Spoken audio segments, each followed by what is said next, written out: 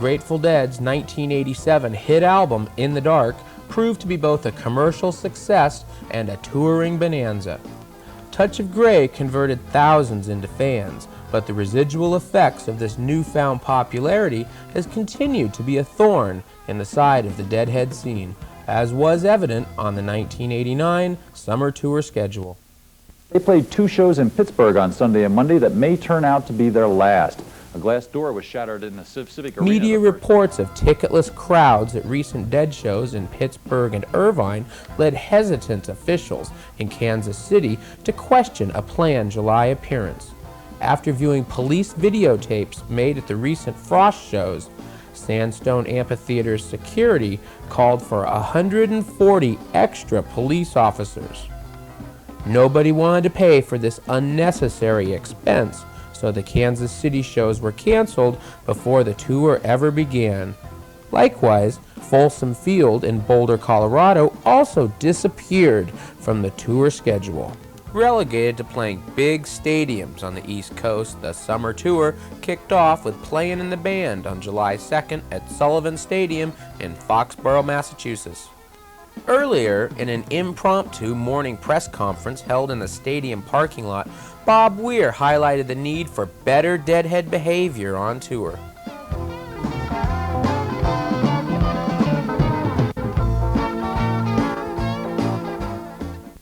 Deadhead celebrated the 4th of July at Rich Stadium in Orchard Park near Buffalo, New York. It was hot, with scattered thunder showers which left tapers scrambling for cover. Along with mail-order tickets, summer tour heads received a stern letter warning that this tour might be the last for camping and vending. With the support of local merchants, these heads contributed by distributing their own list of helpful suggestions. Walk around, pass it out. And all you had to do was ask for it? All we had to do was ask for it. Man, and the people donated the money. I mean, the stores and everybody was like, go for it. Yeah. And print shops printed how many flyers for you? We got 6,000 of them. For free? Yeah. From how many different print shops? 3. Wow, that's great.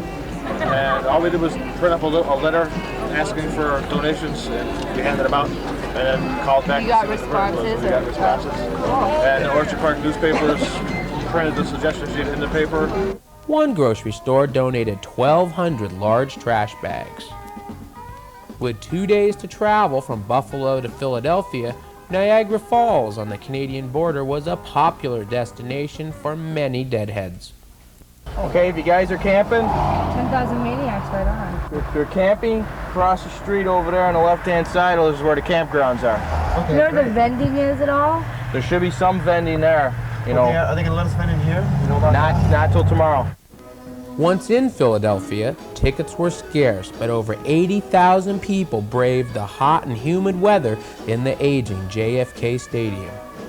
Closing the first set was a powerful rendition of Brent's Blowaway. The second set featured Jerry's Standing on the Moon before drums.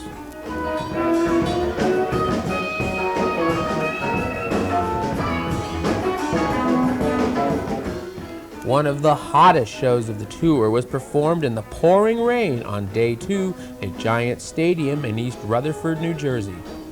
In the first set, after Tennessee Jed, Jerry asked the crowd if they wanted the band to continue playing. The crowd roared its approval, and the boys came back with a Hot Music Never Stopped and Don't Ease Me In to close the first set. After drums, the Neville Brothers made a surprise appearance, jamming with the Dead on 4 songs, including Iko Iko.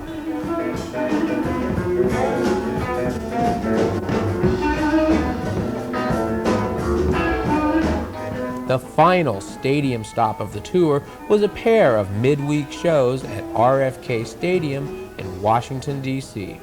Things ran smoothly with the outside scene, and one local councilwoman who only a month earlier had tried to have the concert canceled attended a show and said, "This is really wonderful.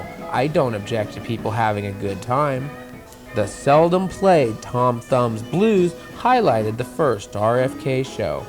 While in Washington, the Grateful Dead testified before Congress about the destruction of the Borneo rainforest. Congress should communicate to the Malaysian ambassador our deep concern about the rate of rainforest destruction in Sarawak and the detention of people in Sarawak.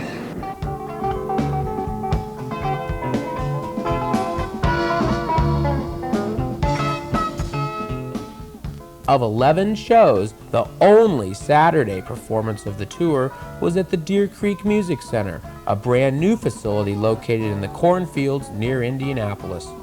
The amphitheater is well designed, though many complained about the sound quality inside the pavilion.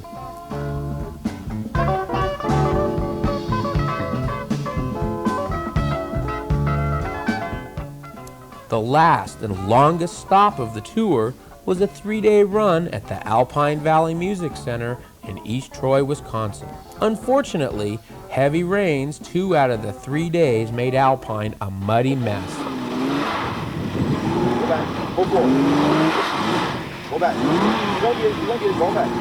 Okay, go forward. Go back. Go forward. No. Hold it.